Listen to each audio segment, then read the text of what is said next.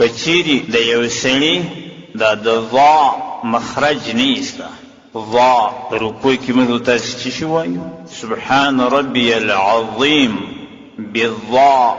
نو عام خلق چې د اکثرو د دې حروفو مخارج نه ایسته نو چې نه ایسته کله چې ضا ادا کوي هغه زیجنی وایي اوس ګوره سبحان ربي العظیم ضا ده اوس که داسې وایي سبحان ربي العظیم دا لمنځ فاسد دا ضا کې په زی وویل لمنځ فاسد عظیم بالضا دا د الله پاک د نومانو څخه عظیم معنا لوی هغه ذات چې لوی سبحان ربي العظیم پاکي د هغه ذات لره هغه زما رب العظیم چې دی لوی دی د علم د لارې د قدرت د لارې د صفات د لارې اوس بیا کچیرې عظیم صفزی عظیم بیا هغه لوی دشمن ته ویل کېږي عظیم هغه سخت دشمن هغه لوی دشمن دا د عظیم ترجمه ده چې په زی سره وویل شي نو اوس که یو سړی ووایي په رکوع کې سبحان ربي العظیم نو خو ترجمه یې فاسده شوه عظیم خو هغه لوی دشمن ته ویل کېږي اطلاق یې پر الله پاک نه کېږي چې الله پاک نو د دې مؤمنانو دشمن دی نه نو لمنځ فاسدېږي که چا په رکوع کې سبحان ربي العظیم په زی سره وویلي لمنځ فاسد دی بلکې په ضا سره به وایي سبحان ربي العظیم نو عام خلقو په قرأت نه پوهېږي د عام خلقو خو قرأت نه دی زده تجوید یې نه دی ویلی حروفو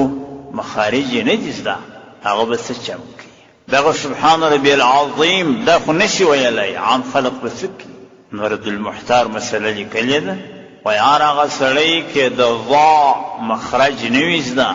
سبحان ربي العظیم نشي ویلی هغه دې نو د عظیم پر ځای کریم ووایي سبحان ربي الکریم د عام خلقو دپاره هم دغه فیصله ده چې عام خلق سبحان ربي العظیم نشي ویلی نو دوی به په رکوع کې سبحان ربي الکریم وایي سبحان ربي الکریم سبحان ربي الکریم سبحان ربي الکریم بس لمنځ یې جوړ وي او د عام خلقو هم د عظیم لفظ نه دی زده نو چې نه دی زده نو په زید یې نه اړوي سبحان ربي العظیم دې نه وایي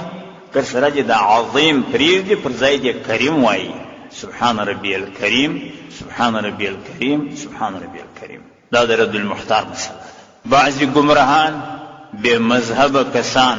د وهابیانو سلفیان نه دي هغه وایي خامخا به سبحان ربي العظیم وایه که دې د عظیم پر ځای کریم وویلي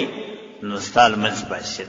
دا بیا د وهابیانو فتوا ده دا د سلفیانو فیصله ده تاسې ښه بیداره اوسئ دا د سلفیانو خبرې چې دي غوږ ته مه پرېږدئ زموږ د مذهب هغه فیصله ده چې مخکې مې درته وویل چې هر هغه څوک که سبحان ربي العظیم دا نشي ویلی هغه یې سبحان ربي الکریم وایي دا زموږ د فقه فیصله ده د عام خلقو دپاره اوس دغه فیصله ده چې سبحان ربي الکریم دې وایي دا د عام خلقو دپاره دا فیصله ده